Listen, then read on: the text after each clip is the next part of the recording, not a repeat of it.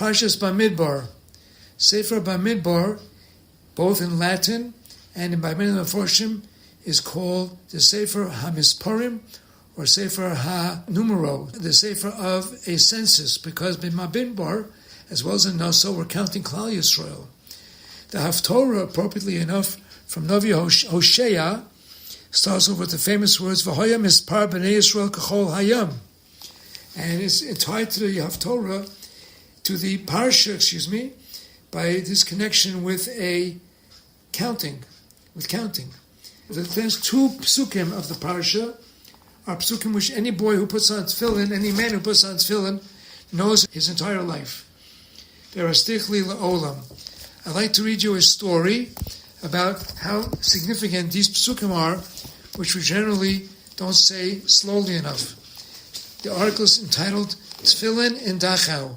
It was written by someone called Rabbi Yosef Wallace. While he was in Dachau, a Jew who was being taken to his death suddenly flung a small bag at a person named Judah Wallace. He caught it thinking it might contain a piece of bread. Upon opening it, however, he was disturbed to discover a pair of tefillin. Judah was very frightened because he knew were he to be caught carrying tefillin, he would be put to death instantly. So he hid the tefillin under his shirt and headed for his bunkhouse. In the morning, just before roll call, while still in his bunkhouse, he put on the tefillin. Unexpectedly and unfortunately, a German officer appeared. He ordered him to remove the tefillin, noted the number on Judah's arm, and ordered him to go straight to the roll call. At the roll call, in front of thousands of silent Jews, the officer called out Judah's number. He had no choice but to step forward. The German officer waved the tefillin in the air and screamed, "Dog, I sentence you to death by public hanging for wearing these." Judah was placed on a stool, and a noose was placed around his neck. Before he was hanged, the officer said in a mocking tone, "Dog, what is your last wish?" "To wear my tefillin one last time," Judah replied. The officer was dumbfounded. He handed Judah the tefillin. As Judah put them on, he said the psukim that we all say while winding the tefillin around our fingers. V'erastichli liolam, v'erastichli b'tzedek, u'v'mishpat, u'v'chesed, u'v'rachamim. V'erastichli be'emunah, v'yodat es adoshem.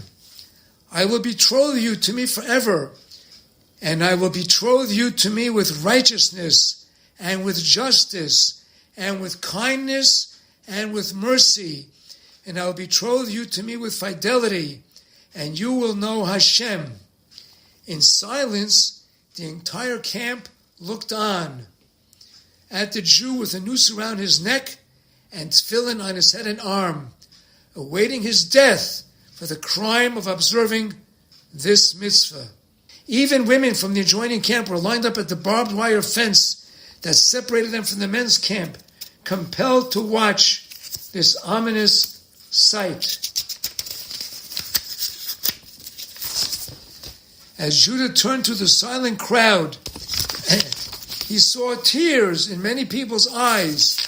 Even at that moment, as he was about to be hanged, he was shocked.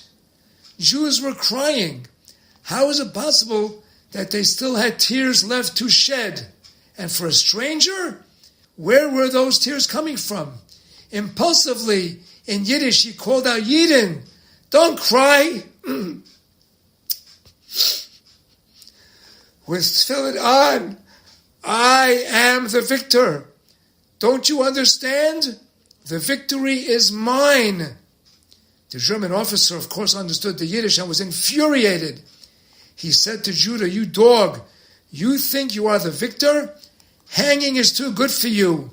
You are going to get another kind of death." Judah, my father, was taken from the stool, and the noose was removed from his neck. He was forced into a squatting position, and 2 large rocks were placed under his armpits. Then he was told that he would be receiving 25 lashes to his head, the head on which he dared to place the tefillin. The officer told him that if he dropped even one of the rocks from his armpits, he would be shot immediately. In fact, because this was such an extremely painful form of death, the officer advised him, "Drop the rocks now. You will never survive the 25 lashes to the head. Nobody ever does." "No," Judah responded, "I won't give you the pleasure." At the 25th lash, Judah lost consciousness and was left for dead. He was about to be dragged to a pile of corpses and then burned in a dish, when another Jew saw him, shoved him to the side, and covered his head with a rag so people would not realize he was still alive. Eventually, he recovered consciousness. He crawled to the nearest bunkhouse that was on raised piles and hid under it until he was strong enough to come out from under it, under his own power. 2 months later, he was liberated. During the hanging and the beating episode, a 17-year-old girl had been watching from the woman's side of the fence. After the liberation, she made her way to the men's camp and found Judah. She walked over to him and said, "I have lost everyone. I don't want to be alone anymore. I saw what you did that day when the officer wanted to hang you. Will you marry me?" The rest is history.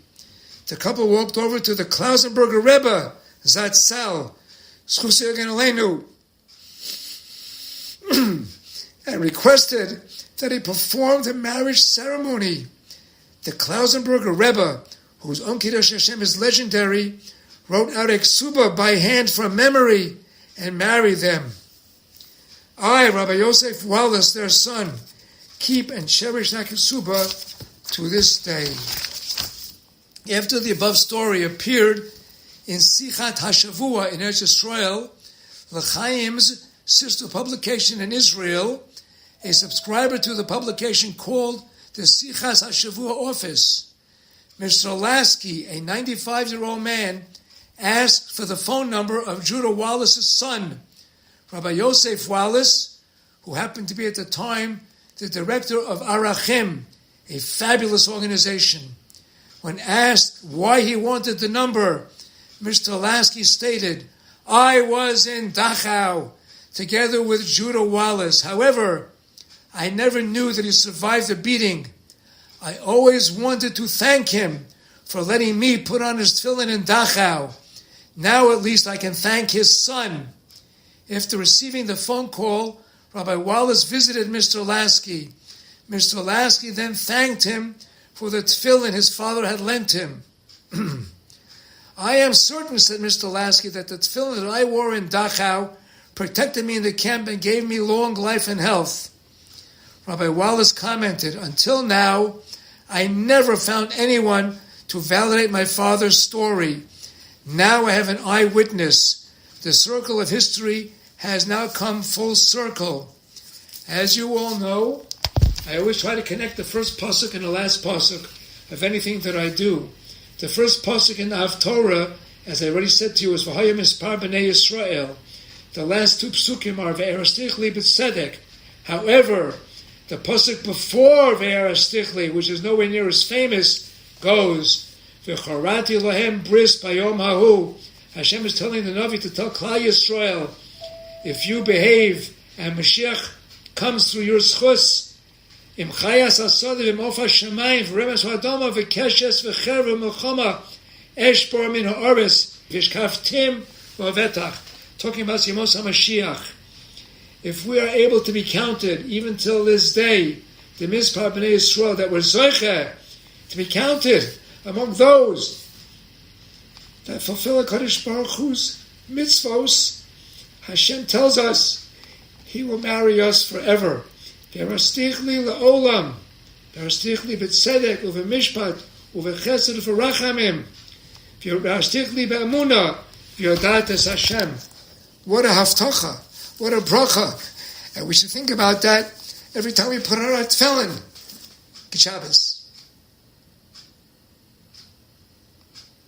It's very long, but that was a great story. Good story.